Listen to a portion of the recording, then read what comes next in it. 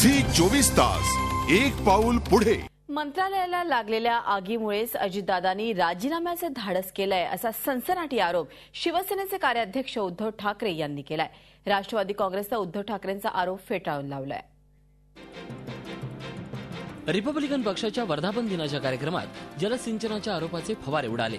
उद्धव ठाकरेंनी सिंचनाच्या मुद्द्यावरून अजित पवारांवर सनसनाटी आरोप केले। मंत्रालयाला लागलेल्या आगीमुळेच अजित पवारांनी राजीनाम्याचे धाडस केल्याचा गंभीर आरोप उद्धव ठाकरेंनी केला।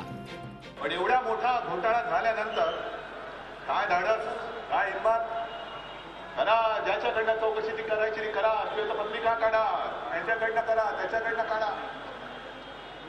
आणि मग सहज एक डोक्यामध्ये विचारायला लागतो की तुम्ही जास्त तुम्हालाही माहिती की अजितदादावर हे जे काही धाडस झालेलं आहे, ही जी काही त्याची हिंमत आहे, गावोगावी फिरत आहेत, उपमुख्यमंत्री पदाचा मी राजीनामा देतो आणि गावभर फिरतो, जनतेच्या कोर्टात जातो। महाराष्ट्रावर फिरताना तुझ्या डोक्यावरती आरोपाचा नागोबा आहे, त्याचं काय करणार? आरोपाचा नागोबा आहे ना, त्याचं काय करणार? किती पुंगीवाद होणार आणि कोणाकडे पुंगीवाद होणार? राष्ट्रवादी काँग्रेसनं मात्र उद्धव यांचे आरोप फेटाळून लावलेत। मंत्रालयाच्या ज्या मजल्यावर आग लागलेली होती त्या मजल्यावर पाटबंधारे खात्याचं कार्यालय नव्हतं, त्यामुळे त्याची कागदपत्र जळालेली नाहीत। जनतेच्या मनात भ्रम निर्माण करण्यासाठी असे आरोप केले जात असल्याचं राष्ट्रवादीनं म्हटलंय।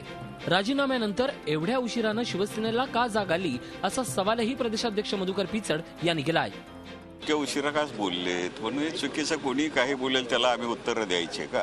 आणि म्हणून ते आग लागून किती दिवस झाली, सगळं दिवस झाले, पण राजीनामा का दिला याचं दादांनी स्पष्टपणानं तुमच्या माध्यमापुढे सांगितलेलं आहे। त्याची पुनरावृत्ती कशासाठी? सिंचनातल्या घोटाळ्यात जनतेचा किती पैसा भ्रष्टाचारांच्या खिशात मुरलाय हे उघड होणार का याबाबत कोणीही ठामपणे सांगू शकत नाही। एक मात्र नक्की, सिंचन घोटाळ्याच्या आरोपांचे फवारे पुढची 2 वर्ष म्हणजेच आगामी लोकसभा आणि विधानसभा निवडणूक होईपर्यंत असेच उडत राहणार। झी 24 ताससाठी दीपक भातुसे आणि दिनेश दुखंडे, मुंबई। झी 24 तास एक पाऊल पुढे।